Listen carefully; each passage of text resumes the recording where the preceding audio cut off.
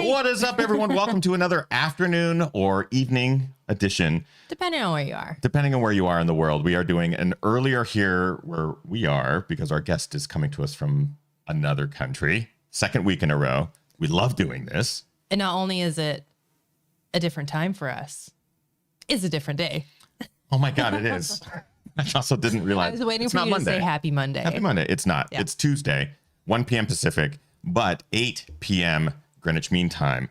Our guest is coming to us from the UK. Second week in a row, we've had a UK guest. I'm very excited about tonight's guest, Damian Hall, who we will introduce here in just a second. This is episode 355 of Ginger Runner Live. We are so excited to have you here. We're going to talk to Damian all about his recent coast-to-coast FKT, the Wainwright's coast-to-coast across the country of the UK. So it's going to be a really wonderful show. We're excited to have you. Sit back, relax, everyone. The show begins now.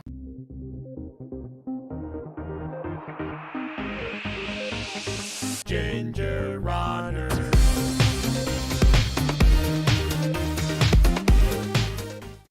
Yay! What is up, everybody? Welcome to Ginger Runner Live, episode number 355. I think we're officially up there. Every week we get officially up there. It does kind of feel like just yesterday that we hit 300. Yeah, and we also do a daily live stream called Daily Brew on Patreon for our GR crew, and that number is now getting up to 355. They're going to cross over at some point here soon. It's a lot of episodes of a lot of awesome running content. Welcome to the show. Happy Tuesday. It is not Monday. We're live here on Tuesday. Also a bit earlier, 1 p.m. Pacific, but 8 p.m.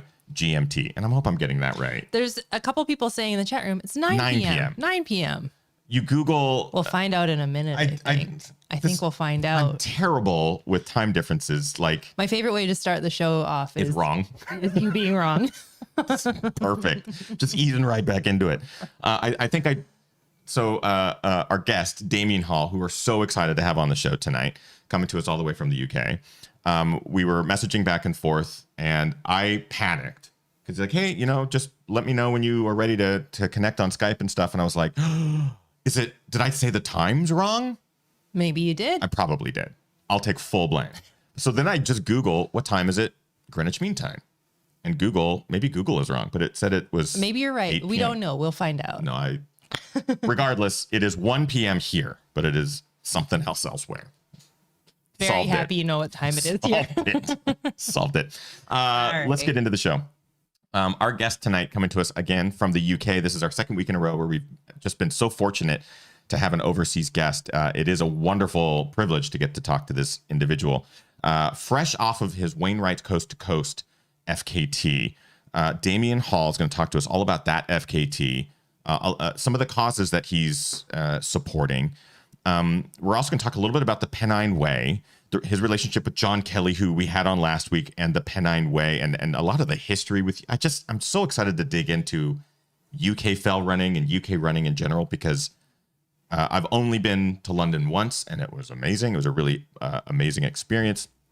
But there's so much history in the mountain running and the fell running and stuff throughout the region. So I'm excited to talk to Damian a little bit about that, his running history and stuff. Of course, it's not just myself. It's not just our guest, who we'll introduce here in just a second, but it is also awesome to be sitting next to you. Hi. Hi, everyone. Kim Tashima Newberry here. As always, if you're new or if you're getting an opportunity to join us live for the first time, please say hi in the chat room. If you have questions for a wonderful guest, Damian, you can ask questions live there as well. As with the theme of having guests that are not local in our time zone, we're getting a lot of wonderful new names in the chat room again. So yeah, just say hi. We're getting people from all over the place. And a lot of people are saying, yes, 8 p.m. GMT, but the UK is in BST, which is 9 p.m., which is the equivalent to our daylight savings time. A lot of people very passionate about what time it is. I'm also passionate about time. The wrong time?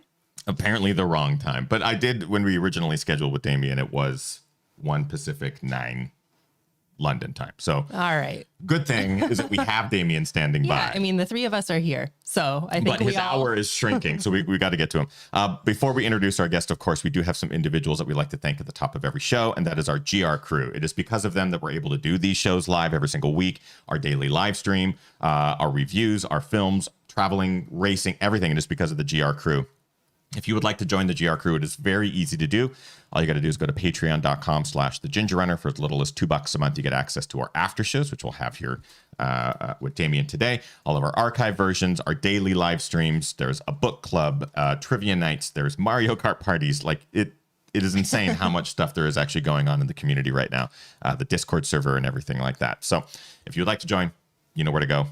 That's the plug. 2 individuals in particular at the top tier are really the reason that we're able to do this full time. We're so thankful for them. Brian Sands. Brian is a fantastic ultra runner, has a truly inspiring journey in his running life, running his first marathon recently, his first 50K, now his first 100 miler, now training for his first 250 miler. Like his journey is just, he's amazing. Really wonderful human. And Rick Bjarnason. Rick Bjarnason is out of BC, British Columbia. His company, cheekymonkeymedia.ca. They're a web design and web maintenance company. So they redid the gingerrunner.com website. You can go check it out. Big shout out to Rick, who's also an ultra runner and is about to start Sinister 7 in a couple of weeks. Just pretty exciting. Sounds burly. Burly Canadian 100 miler. All right.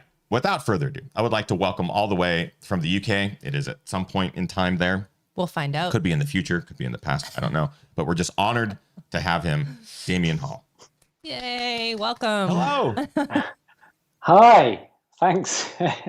Thanks. I should confirm, it's 9:09 p.m. BST. Okay.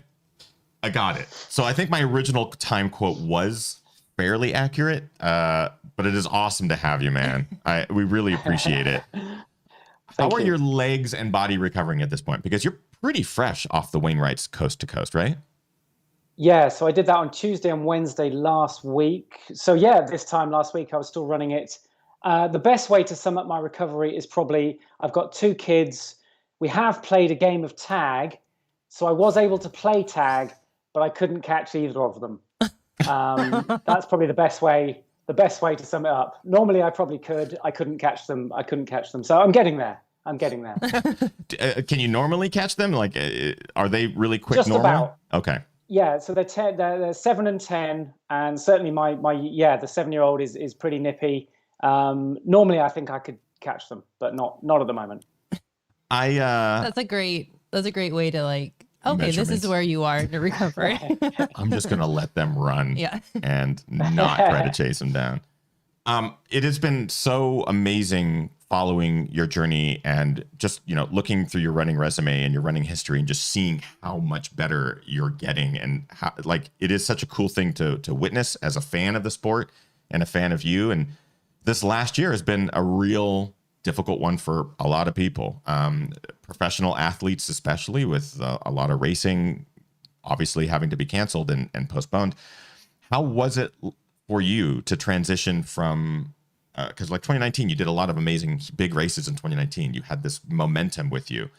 How was it to transition into a year where there was no racing? Is that something that you enjoy, like adventure and stuff like that? Yes. I had always planned to start off that year with one record attempt. There's a bit of, I don't know if you're aware, but there's a bit of a sort of fight back over here against the word FKT because we already had the word sort of record. So people started using the word FKT, and then everyone started saying, well, actually, we just said record before. Why do we need to say FKT? But so basically both get used. But yeah, there's something called the Paddy Buckley round, which is a sort of the Welsh equivalent of the Bob Graham round, the more famous round. And I had to go at the winter record there in sort of February and just got that by a few minutes. So I was always planning to do that before the sort of lockdown started. But then there was a quite seminal moment, really. Me and John have been, I say, friends since he moved to Somerset, which is which I think we're still friends. You'd have to check with him. I was expecting the quotes on that. I know you guys are actually like legit friends, but that's funny. I think so. You'd have to check. But well, I was until the other week. But yeah, our families have met up. We got children the similar age, and I'd always said to him, when you come over here, I'll take you to the Brecon Beacons, which are some pretty small mountains, but the biggest mountains near me in South Wales, about an hour and a half away. So we finally, in March last year, we got to, I picked him up and we went over to the Brecon Beacons. It was a bit snowy. It was a wonderful day, but it was just that same day when your wonderful former president was starting to ban flights, ban travel from Europe. And John was understandably a bit stressed about that. And we were both sort of debating our year and what we were going to do. And he was already going to do the Pennine Way. Okay. But I'd been thinking about that. I'd hiked that years ago, and I've done the Spine Race twice, which for those who don't know goes up the Pennine Way in winter, which John has won. I've done it twice and not won. And he was going to do the Pennine Way, and I sort of said to him, look, if UTMB's not on, maybe I might have a go at the Pennine Way as well. I hope you don't mind. And he was cool with it, and we even briefly discussed, like, do we start at opposite ends at the same time? Yeah. Or do we try and run together? But we couldn't really get dates to work. And I think we've both admitted to each other since then, actually, that neither of us really wanted to kind of share the day or share the days. But in the end, he ended up going, 8 days. Well, no, less than 8 days before me. And he had quite a rough time, as I'm sure he told you. And I had a better time. But then he has since had an even better time. But yeah, so last year, I got those 2 records. And then in the autumn, I got another record, a smaller one called the South Wales Traverse, which is a sort of 75-mile route. And again, it was only by 5 minutes. Wow. So yeah, quite stressful again, probably shows the limitations of my abilities. But yeah, I had a good year. I mean, no races, but I got 3 kind of wins effectively. So I was secretly quite happy with lockdowns. It was going quite well. But now they've gone and opened everything up, and there are races on, and I'll get beaten again. But then, I think I was already thinking I really enjoy, I don't know what you want to call them, FKTs, records, personal projects. I really enjoy that. I was already thinking I'll do more of them because I think I've done 7 or 8 over time. And they're growing in popularity here and over there. There's something maybe a bit more satisfying about them. You can do them in your style. Obviously, you do them where you want. You do them when you want. You invite your friends if you want to, and you can have. In a race, you're kind of against people, and when you do an FKT, it does feel like you're all working together. You're not really working against anyone other than the previous record holder, who is often John. So, or in his case, was me. So, I've really enjoyed that side of it, and I think I'll carry on even when races are back to normal. If we can assume they might be, I think I'll carry on with a mix of both. To be honest, it's really. And that was sort of the next question. Actually, was just in regards to. Over the last year, we've interviewed countless just amazing athletes and performances in regards to DIY projects, FKTs around routes that are highly popular or maybe less known. And it's been really fascinating to watch the passion around these routes grow, and fans of the sport, spectators of the sport, or even participants in the sport are now finding cool routes. And like, maybe I want to go do the Wonderland Trail around Mount Rainier, or maybe I want to do Pennine Way. Maybe I want to do these other projects that I would normally fill my calendar with races. Maybe there's a sort of a level of avoiding pinning on a bib and going and doing something really personal. And I don't know, I like it. I think it's really cool to see how much people are challenging themselves, because it's a real personal push to I can only imagine 268-mile Pennine Way, constantly pushing yourself for hours and hours and hours without competitors. You're chasing a ghost. You're chasing the figment of someone's record past. So you really have to dig deep. It's this really neat fascination, and just dive into the human psyche to figure out how you continue to push through that. Which sort of transitions into kind of what I want to talk about, which is, of course, the Wainwright's Coast to Coast. You did do a number of incredible performances last year. As you mentioned, John came and took them all. How dare he? How dare he move to the UK and just take those FKTs? But the Wainwright's Coast to Coast is a special one. Of course, that record has stood for decades. I'm learning a lot about this now as well. Anytime I see or hear about these routes, I want to dig in and find out more. So the history with this route, what is sort of the, is it super difficult? Like, how did this record stand for 30 years? Is it lesser known, or tell me a little bit more? I sense the Pennine Way has always been up there as one of the sort of big, maybe 5 or 6 records. Not quite Bob Graham level. That's the ultimate one, but it's really up there. And I think most people have. Yeah, I think it's right there in the sort of pantheon, the canon of the top records. The Coast to Coast, I hadn't even thought of it. And one of my pacers on the Pennine Way, in the weeks afterwards, he said, "Why don't you think about the Coast to Coast?" And so it's a really popular hiking trail, more popular than the Pennine Way. The Pennine Way is our original sort of national trail. It's got a lot of history. It's over 50 years old. The Coast to Coast isn't even like an official national trail. It's quite complicated. I think it's a political thing, but it's really popular, especially with foreign hikers. Actually, lots of Australians come and do it, for example. And as soon as he said it, I thought, of course, yeah, why not? And then so I contacted a guy actually called Martin Stone, he's sort of a historian almost in the Fell Running Association. And I asked him about the record, and I said, do you know many people have gone for it? And he said, actually, I don't know of any, because I think it was such a good record. So the guy who had the record is the same guy who had the record on the Pennine Way, Mike Hartley. It's the same guy who John broke his record that had stood for 31 years, and his Coast to Coast record has stood for 30 years. Wow. So it's this guy from this sort of previous golden era who sort of went around and cleaned up the significant records. There are 1 or 2 other trails he has records on as well. And actually, he was a great 100K runner as well. This is what intimidated me, because I'm not a fast guy. I like 100 miles or more, lumps, bit of hiking, plenty of eating, that sort of stuff. Yeah. In the European Championships, 100K Championships, I think it was 1993, he was 4th. So and his time there is still in the top 5 British times, I believe. So he was a fast guy, not just some sort of tough old, warhorse.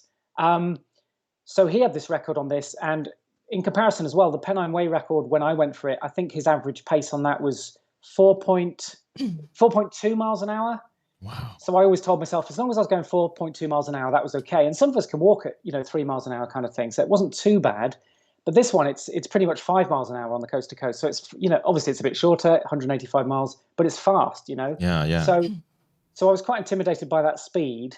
But yeah, as soon as my friend said it, I kind of thought, of course, no one's gone for this. I guess the Pennine Way showed me I could get close to this guy if things went well. So I thought it was worth a pop, and also to try and get there before John Kelly did. Put your stamp on it before John. Yes. 3 days later. Yeah. When we had him on the show last week, I think that even came up as regards to, because you were in the midst, or you were about to start the C2C, and we of course talked very fondly. Yeah. I think John. Sorry, Monday night. Yeah. Yeah. Okay, sorry. And I think John was even like, maybe we should wrap the show up early so I could just go start before Damian's done. Obviously, this one will stand for a good test of time. But that's fascinating history to know that these are established routes that have been established for quite some time. There's a lot of differences just between the US and the UK in that regard. Like, we do have trails and routes that have been around for a long time. But I think there's just this lore, this history. It feels like there's more history there. Yeah. Small towns and villages, and John let us know that there's pubs, every couple of kilometers you can click into a pub and drop a pint while you're in the midst of these journeys. And I'm like, this is the history and the lore that I want. Like, those routes sound perfect. We don't really have that on the Western States Trail. But I am curious with this one particularly, coming off of the Pennine Way, coming off of the last year, did you feel you had to train specifically for it? Shorter distance, probably a lot of speed, weather, other things that you have to sort of contend with. Did you have to prepare differently for Coast to Coast? I don't think we really did. I mean, we share the same coach, don't we? and he's very big on improving your running economy. So he doesn't. Yeah, he's not so big on all these long runs and stuff. He wants you to be, doing your strides, doing your short intervals, lower volume for me, for what I used to do, always a rest day. But I think he's made me faster, and then you transfer that good economy onto the fells or the bogs. And he always looks at it that way, it seems, and it seems to work. I mean, obviously you have that sort of specific spell a bit closer where you do some longer runs, ideally on the terrain. But even then, as you'll know as well, there might be a tempo section or something. It's still kind of often fast quality work. So, I've been with David, I think about 18 months, and pretty much everything's gone well in that time. So I put my faith in his hands, and it seems to work out. The only problem, of course, is John also has the same coach, which is a bit of a bit of a problem. I wonder if I can somehow get David to drop him, but I don't think that. We'll put in a good word. We'll put in a good word. Yeah, if we could just gang up on him, basically. Yeah. So what's your training? What training are you giving John Kelly and Damian? And how do they compare? Yeah, it's sneaky. He is kind of at the middle position there. Yeah. We should have David on next week to talk about what's it like coaching two of the best, but then against each other. Ask him who his favorite is. Yeah. That's question. That'll be your first question. Yeah. Actually, don't ask him that. I don't want to know the answer to that one.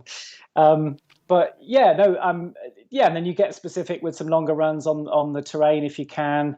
But then, like as John found out on the Pennine Way again recently, the weather, and there's the same over there to an extent, of course. Like the weather really comes into it. Like how much rain essentially has there been in the last week or two beforehand? Now the Pennine Way is a lot boggier than this route, so the rain would be more of a factor. But still, I had some slippy, slidey bits.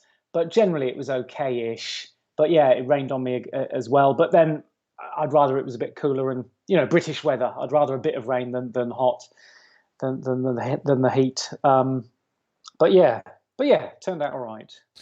Did it get hot? Because you got a bit of a heat wave. Was it a few days later? And I say heat wave. Yes. I mean, I'm sure that's all relative. So you missed it? Did you miss it? Yes. Yeah. So that suits me. It's like 18 degrees centigrade or something today, which to us is like, whoa, what's going on? That's hot. We're going to fry. Is it Canadian? I'm Canadian, so I'm all for Celsius. Also Pacific Northwest, so 18 is like you're pushing it. I have to rely on Kim to do the conversion math quite often from miles to kilometers or from Fahrenheit to Celsius. You're pretty quick on the draw with that. Yeah. We are live with Damian Hall, all the way from the UK. If you have questions for Damian, drop them into the live chat room here. Kim's pulling them aside. Kim has already pulled a bunch aside. Let's get to some of those. Yeah, since we've been kind of having some fun and talking about John and whatnot, there's a question from Trails of an Old Runner in the chat room. They asked, Damian, do you think John moving to the UK has made you a better runner? Do you think John being there has helped you push yourself more? I can unequivocally say yes. I think he really shook things up a bit, actually. He came here with, and I don't want to get into sort of national stereotypes, but he came here with a sort of, a confidence that some of us don't have. And he said, I'm not just going to do the big 3 rounds, I'm going to do them all together, which had only been done once before. And I'm going to cycle between them. And I think a lot of us thought, you're bonkers, that can't work. And admittedly, the first time it didn't. But he had terrible weather. But just the idea that he was thinking so big, and then of course the next year I'm hanging out with him. He said, "Oh, I'm going to go for the Pennine Way," and I've been thinking about the Pennine Way, and I've got friends who can confirm this. For about 4 years, I've been thinking about it, but I was always intimidated, and I would always put it off and go, "Oh, I've got a race to do," But the fact John was like, "No, I'm going to do it," I was like, "Okay, why am I being such a chicken?" Basically, I've got to do it if John's going to do it. So he's definitely pushed me to try bigger things, and I've definitely heard rumors of other people going for combining other rounds and trying to think bigger. So I think he's shaking things up, and thanks for doing it, really. And he doesn't. What I admire about John is also, I mean, things don't always go his way. He bites off more than maybe. Not more than he can chew, but he's very ambitious, and sometimes it doesn't quite work. But often he goes back the next time and it works. but he's not afraid of that, you know. And maybe I'm someone who's a bit more like sort of, cripes, I'm not sure if I could do that. So maybe I don't. So yeah, he's encouraged me to think bigger, I suppose. I love this. I love this relationship, Damian, because he also just even today credits his ability to do what he did to you. You know, like he wouldn't be able to do what he did on the Pennine Way if it wasn't for you coming back and pushing him. And like we talked a little bit about it with him last week, and I do want to talk a little bit about it with you here.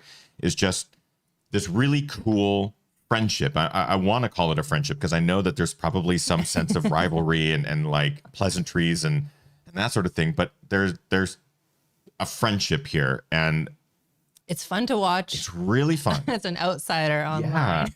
Yeah. Even just the teasing back and forth. Yeah. And we know John obviously from his running history here in the States, and we know him in person from Barkley and everything like that. But to see this sort of ribbing, this gentle ribbing, but also support. How important is that for you? Have you found new joy in the sport because of this? Have you had this with other runners in the past? I know you've run some of the biggest races, UTMB, everything like that. So have you had anything like this before? Yeah, that's a nice question. Maybe not. I mean, you've got lots of other running friends and we have good banter. But yeah, maybe not like this. And when John came here, I think most people had heard of him, because of the Barkley. He's got that reputation. He's the Barkley guy. And so, I was certainly in awe of him. But yeah, he's actually, and we're very different characters. But he's deceptively good company and deceptively funny. And yeah, I've enjoyed. I mean, I've spent more time. I've supported him. I'm trying to think how many times I've actually met up with him. It's probably 5 or something. I've supported him a couple of times. He's a good guy, and I hope he hangs around because I know at some point they will want to move their young family back. But I hope he leaves a few records left for me when he goes. No doubt. I just think it's something that I wanted to touch on because again, we just admire. It's fun as fans to watch. I guess without a doubt, it adds to the entertainment value, and as ultra running and adventure running like this becomes more accessible, like we're able to follow a tracking dot online and to be able to sort of feel like we're part of it. And your crew, a huge shout out to your crew who's been following you and supporting you. And John, like there's a number of individuals that really just came out to support, and that is something that, it seems like the UK community, when you do embark on a journey like Wainwright's Coast to Coast, you have this team that's with you. Is that predetermined, or is it like when you say, hey, I'm going to go do Wainwright's Coast to Coast, do you get 30 emails from people like, I want in on this, or do you have like a set group, or how does it work? Yeah, I must admit, I mean, obviously John's new to that. I'm quite new to that too. The Pennine Way was the first time I'd got a team together. And now I suppose, yes, I've got, a core group who I sort of sound out first, and just, a little email group of people and say, look, I'm thinking of doing this on these dates. Do these dates work? You want to get the key individuals, make sure they're available for those dates, I suppose, and that they want to, that you haven't put them off too much from last time. But certainly, you mentioned crew. I mean, Nikki Ligo, I should mention, she crewed for John 2 times, and she hadn't crewed before that, I don't think. And then she sort of joined my Pennine Way crew. I just thought she was going to sort of join in about halfway, but she joined in at the beginning. Surprised us on that morning. I already had 2 guys with me. But yeah, she's a huge asset, not least because she's a doctor as well. But she just loves this stuff, and it can't be much fun crewing. But they seem to love it. But I'm pretty grumpy and ungrateful and very smelly, and yet they seem to enjoy it. But yeah, I feel incredibly grateful. There's a whole bunch of people. You sort of sound them out first, and then sometimes, I don't know, if you need someone else, someone asks a friend. It's amazing how it comes together. And then even a week out, 1 or 2 people might drop out, and you sort of don't really worry because someone always knows someone. And there always seems to be someone willing. And then even afterwards, I've had a few messages from people saying, "Oh, I'd love to be involved next time." So it's really wonderful that people are willing to give up their time, and I try my best to sort of pay people back. I think I've done about done about 5 support acts in the last sort of year, but that's not nearly as many as people have supported me. So it's going to take some time to pay it back. But yeah, it's wonderful. It's a really nice feeling when everyone sort of gets together for one cause, I suppose. It's really neat. Again, it's sort of as a spectator during this, when our only means of following is either Twitter updates or a dot on a map. It's really neat to get these photos, these videos firsthand. It feels like you're there, someone holding a cell phone and filming you running through a small town in the middle of nowhere, but getting your crew, getting your food and heading back out. It's a really neat thing. Like, you get this little glimpse into the adventure in a land that is so far removed from where we live that I don't know. It's a really special thing. So to have your crew around, I know, is a big important part of this. I do want to. We have live questions popping into the chat room and on Discord. So Kim, what do we got?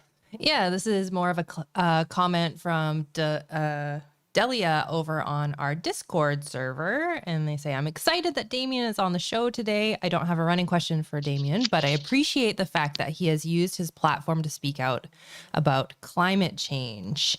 And I guess just dovetailing on that, Joanne in the chat room here live has asked, Damian, do you think the likes of Tease Not Tree and Rerun are paving the way for more carbon neutral and sustainable running? Perfect dovetail into the next conversation. Oh, yes, thank you for bringing that up. Yeah, this is a huge conversation, really, and very, very complicated. And but I guess the number one thing is, yeah, I feel very what's the word? I suppose stressed and upset about our climate and ecological emergency and how urgent everything is. Scientists say we need to cut global emissions 45% by 45% this decade. And it's just not happening. So that I feel really galvanized by that. At the same time, like, fully, hold my hand up. I'm sponsored by a brand. Clothing isn't the greatest thing. It's one of the worst industries. But I've got some confidence in Innovate. We have some good conversations, and they're really working hard to be as sustainable as possible. And also, when I did this run, I encouraged certain car journeys that almost definitely wouldn't have happened. So I've got to be honest about that. But there isn't a perfect way. I really like the idea. There's a book here called The Guide to Sustainable-ish Living. And it's just the acknowledgement that none of us are perfect, but also that, everything creates emissions. Our food, our clothes, what we're doing now will create some emissions. It's unrealistic and impossible to just stop our personal emissions. But I've done various things to cut down. Switch to a renewable energy supplier is really easy over here anyway. I've turned to a vegan diet because, cutting out dairy and meat is significant sort of, improvement. And I was going to say, flying a lot less, but everyone is. So that's, but yeah, I sort of just before the lockdown, I just reanalyzed what it was to be an athlete, really, and thought, actually, I'm not going to fly 4 or 5 times a year. That's not responsible or fair. But realistically, I still might fly once a year, but that's a big improvement. And I think, to some people, I'll still be a hypocrite, and that's okay. I don't really mind. We have this comedian over here called Jonathan Pye, and he I don't know what language I'm allowed to use on your show, but he kind of says, as you want. Okay. Well, his line is, you're a hypocrite or you're an asshole, because anyone who speaks out will be a hypocrite on some level, because emissions are just created by almost everything we do. But yeah, I've done what I can to reduce my family's emissions. In fact, I've worked with a company called Our Carbon, and it does involve some offsetting, but we're carbon negative last year and this year. It does involve, planting some trees, but making worthwhile changes as well. But also, I forget the name of the person who posted, but there are 2 amazing companies over here that she mentioned. Rerun Clothing is run, pun not intended, by a record-breaking ultra runner actually called Dan Lawson, who's been on the podium at sort of Badwater and Spartathlon, and they're really taking on the sort of running industry, clothing and the footwear, and how much waste is happening there. And then Trees Not Teas, again, it's a record-breaking runner friend of mine, and they're just buying lots of land and planting lots of trees, essentially. But their little thing with the t-shirts is, I don't know if it's the same in the States, but you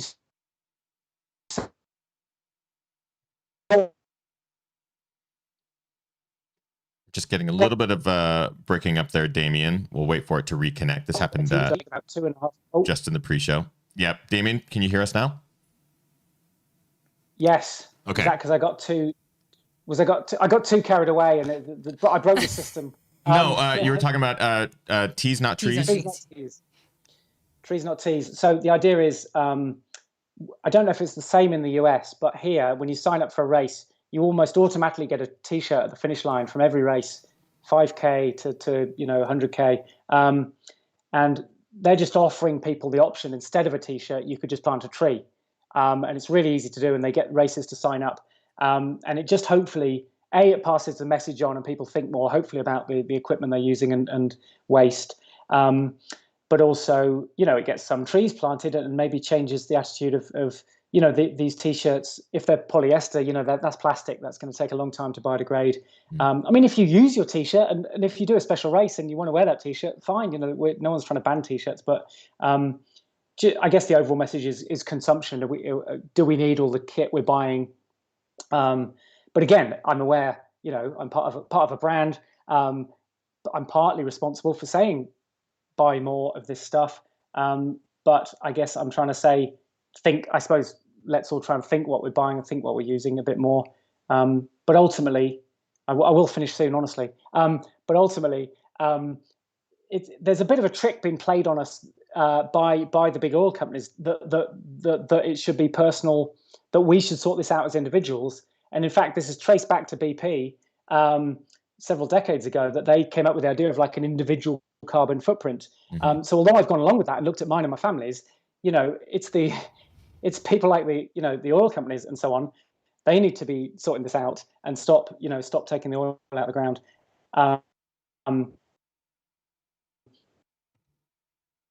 Just lost you again, Damian, real quick. Let me know when you can hear us. Getting a bit of signal blip. No. I think you're back. Oh, there we yes, go. I can. The oil companies. Oh, I'd about finished. I was just saying, as you can tell, I'm quite passionate about it. I might not get it all right. It's all very complicated, but yeah, stuff needs to happen. Stuff needs to change, really, I suppose. But from the top, really. Well, I mean, we don't get a chance to. I mean, we don't talk about it enough on this show. To be totally frank and transparent, we don't talk about it enough. Having a guest like you, Damian, who is open to talking about it and is advocating for just an awareness, I think that's the simplest way we can even just approach the subject, is just an awareness of how we consume, how we participate, and how we can give and help. But also having the mindset of like, I may not be perfect, but I'm doing what I can and I'm educating myself how I can. I think that's really important too, because I think people tend to see it as like a right way and a wrong way, but there's a lot of gray in the middle of trying to figure out like, well, what can I do and what. And, we're highly guilty of it as well. Just we create content. We obviously use a number of resources to even do this show.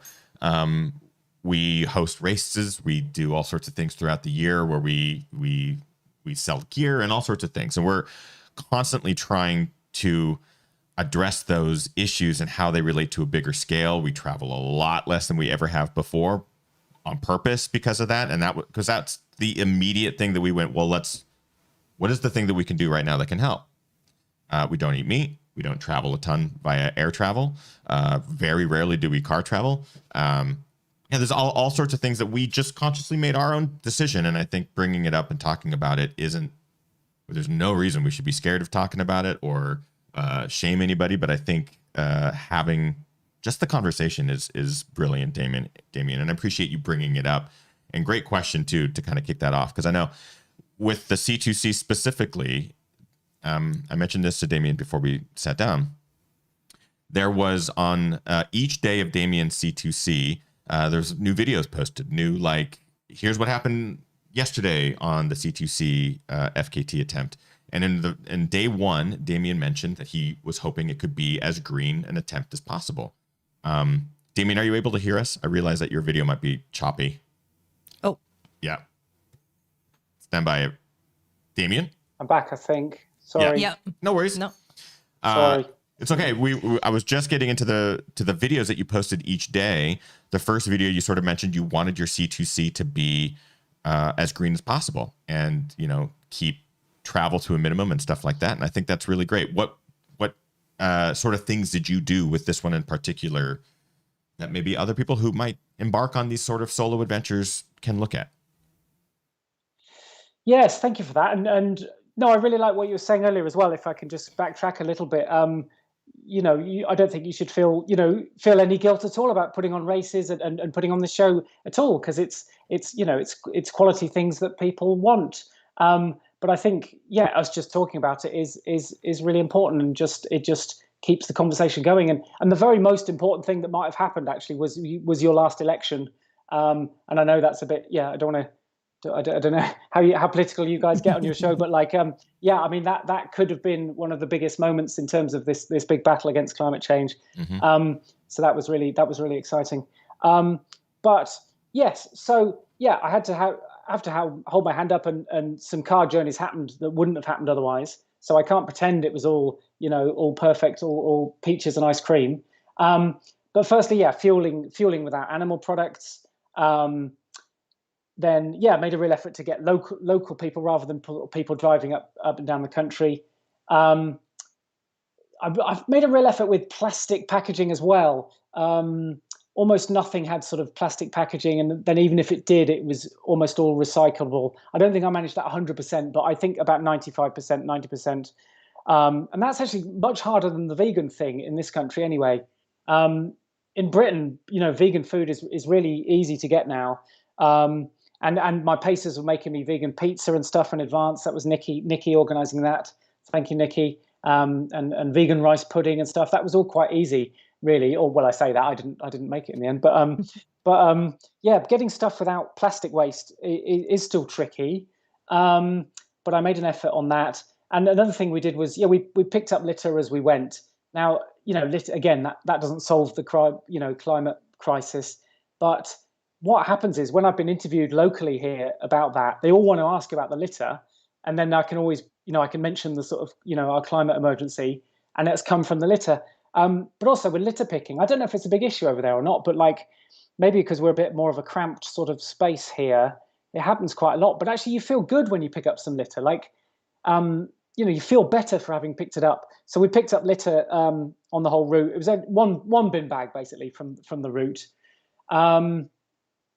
What else did we do? I'm going to calculate all the miles of the driving and offset that with trees, not teas. Now, again, offsetting to some people, is unsatisfactory, but in a way, it's kind of all we got. I think if you've made good, a good effort elsewhere to cut down, and there are some emissions that you just can't avoid, because ultimately, if I hadn't done this thing, I wouldn't be on your show and other shows, and we wouldn't be discussing this anyway. So to me, it was kind of worth it. I'm offsetting the actual sort of miles traveled. I think that was it. But then I'm going to work with our carbon again for this year and look at improving overall. But for anyone who's interested, the 3 areas for individuals are your diet, your energy, and your travel. Really, they're the big 3 to think about. It's brilliant. I mean, I like that it is even part of the conversation on this one, that it is, you're acknowledging the fact that, you wanted to go out and you wanted to set an FKT, but what can you do in that for good? And what are the things that you can control? In this case, you can control packaging. In this case, you can control litter pickup. In this case, you can control miles traveled via car. Even though there is some element of uncontrollable there, you can at least address it and do your best. And like you said, you're going to offset it with trees, not teas. And that's you're already going so far above and beyond, Damian, that I hope that even just this conversation between us tonight on the show gets a couple people to think maybe a little bit differently. It's a conversation that we haven't had on this show, unfortunately, up until now. So I think it's fantastic, man. And I just want to commend you on your ability to communicate that, and to pick cool projects, DIY projects or FKTs or races or whatever you end up doing, and acknowledging it and talking about it, because it's something that we can all look at. Thank you. And we have yeah, great comments here too in the chat, Damian. Just people are like, oh, when the internet signal chimed in, people were claiming that BP was trying to silence Damian. I was like, of course, that's got to be what's going on. Yeah, we have some live questions too. And Delia in the chat room says, really appreciate Damian making the distinction between individual and collective action on climate. Thank you. And she goes on to say, speaking as another climate hypocrite here, rather that than be an asshole. Yeah. Good work. Great comments there. I do want to ask just maybe one or two more things about C2C, Damian, just in regards to this particular challenge. What stood out to you on this incredible FKT as one of the biggest challenges to overcome? I saw the video of you coming into the, I'll call it a finish, but the reality is into the beer handoff at the end, at the other end of the coast there. And it seemed like you were moving quite a bit different than probably you were moving at the start. So what were some of the biggest challenges that you had to overcome with this one? You put that very diplomatically. Well, since you ask, over the last few days, I've been chatting to my crew and a sports dietitian, Renee McGregor, and trying to work out what happened actually, because I got into a new strange place that I hadn't been to before, and I've done longer things than this. The Pennine Way is longer. When you do the spine race, it's naturally more days. So I've raced for 3, 4, 5 days before, and not got to this weird place. So just to describe it for people, I got very, very confused, and I wasn't sure where we were going, and I was asking people, where are you taking me? And I also started falling over quite a lot, and that's not like me. And I was losing control really of myself. No, that puts the wrong idea in people's heads. I wasn't losing control of my bodily functions, but I was sort of stumbling over, very weak and very confused, and acting like I was drunk basically. And it transpires we're pretty sure I had got into some hyponatremia, which is essentially, for those who don't know, sort of overhydrating, or at least getting the balance between your salts and your liquids wrong. And we've been trying to piece that back together, chat to everyone who ran with me, how much did I drink and so on, and when did I have electrolyte tablets and stuff. And there were two things I think I did a bit differently, and I feel a bit embarrassed about this because I'm a coach, and I've been doing this for a few years, and I think I learned early on, you mustn't overhydrate, that's dangerous, but it did happen to me. I think a few things conspired. One, it was quite cool/cold, so a sort of normalish amount of drinking. I could have drunk a little bit less. I think I had this mentality of, yes, I'm quite often dehydrated. This time I'm going to get my hydration optimal. I'm going to be hydrated the whole time. And even though we still think my average over the whole thing was about, the absolute most was 400 milliliters. I don't know what that is in ounces, but a soft flask, not even a soft flask, like 4/5 of a soft flask per hour was probably the absolute most I had. So not loads, but I think it was cool and cold. And over time, that was possibly too much. And then also I got a bit full up and a bit bloated, and I said, no more electrolyte tablets for now. And my problems started not long after that. And I always intended to retake on more salt routinely, but I sort of forgot about it. And that, I think that was part of the issue, but probably overall the amount of liquid was the big thing. So, and it's not like, I don't know, it's not like when you say you bonk, and you just think, I know what's happened here. It's happened quite suddenly and I need some sugars. It wasn't like that at all. I was just growing more confused. And I was probably like that for a few hours at the end. So that's what slowed me right down. So basically I had nearly a 2-hour advantage for quite a lot of that over the previous record. And in the end, I only got in with 18 minutes to spare. So those last few hours, I was, a bit of a wreck. I'm happy to talk about it because hopefully it might save other people, because it is, for those who don't know, it can be fatal. It really, if you really go too far into that, it's really dangerous. And I feel like, like I say, a bit embarrassed that happened to me, but yeah, want to talk about it because, so it doesn't happen to other people. But it's still, I still didn't drink what we might consider to be loads. It wasn't like I was sitting there glugging it down. But I think cool conditions, I was just drinking a bit more than normal. Just a little bit more consistently. And after, and then the salt went out. And yeah, after a while, I was very strange. Oh man, I can imagine. It's also, were you coherent enough to be frustrated by it, or was it at the point where you didn't know anything was wrong? It was just confusion, but your crew knew something was wrong. They could tell something was going a bit funny, yes. And I didn't care about the record anymore. I wasn't really very interested. And thankfully, a couple of people said, look, you're really letting it slip, But then, no, they thought I was weird, but, this is a weird sport, So it was only afterwards where we started going, I suppose the finished picture, of me, those who haven't seen it, I'm quite leany, aren't I? That's a good word to describe it. And I've not been like that before. So that, that itself was a warning sign. I suppose it's too late for a warning sign at the finish, isn't it? But that was a sign. In retrospect, people have said, you were stranger than normal, but we weren't really sure what was happening.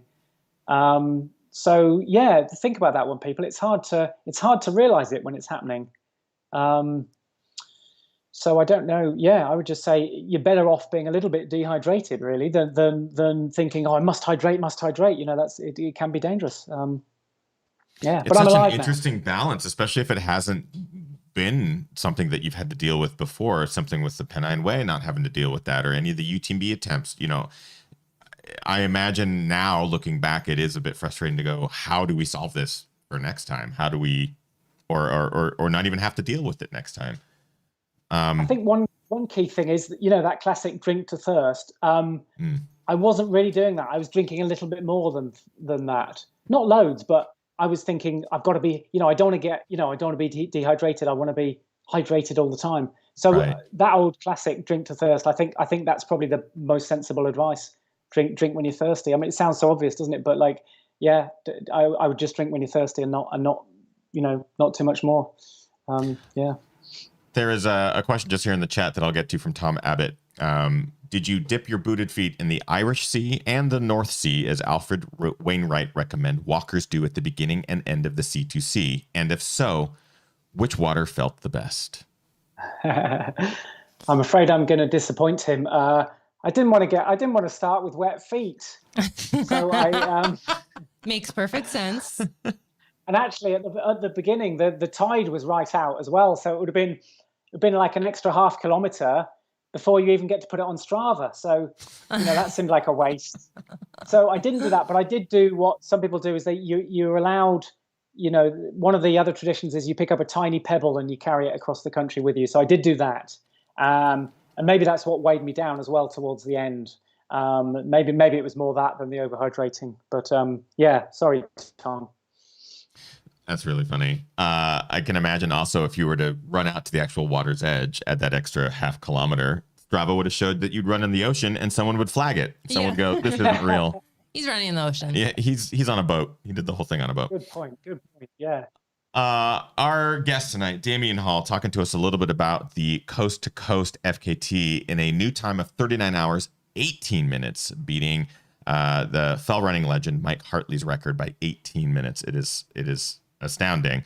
What a journey. Some great videos to follow along with this journey and Instagram posts and stuff like that. Damien, can you remind people where they can find you on social media, where they can follow along, see what you get up to in your next adventure, stuff like that? Where can people find out more? Yeah, sure. Thank you. I should credit the very fine people at Summit Fever Media. Did most of the videos along with Steve Ashworth. And most of them I think are on my Instagram. They did like daily updates as they did for me on the Pennine Way. My Instagram I think is ultra_damo. I think my proper name was gone. But I'm fairly easy to find and fairly boring and annoying on social media. But follow if you've got nothing better to do, I suppose. I think it's worth a follow just for the gentle ribbing between Damian and John and to see that continue, because I'm sure that they're both going to get up to some fun here in the future. I know it. Because this is Damian's first time on the show, we do have a segment here that we like to call our Quickie Question Quiz. It's a rapid fire series of very easy questions, Damian. All you have to do is answer with the first thing that comes to your head. When you're ready, we'll rip in there. Let me know. Just give me a thumbs up and we'll just fire away. I'm very nervous, but I'm ready. All right. What was your very first race? First ultra race was the Wall. Sounds brutal. Favorite place to run currently? Brecon Beacons in Wales. Road or trails? Trails. Bucket list race? Hard Rock. Favorite running movie? Unbreakable. Guilty pleasure TV show?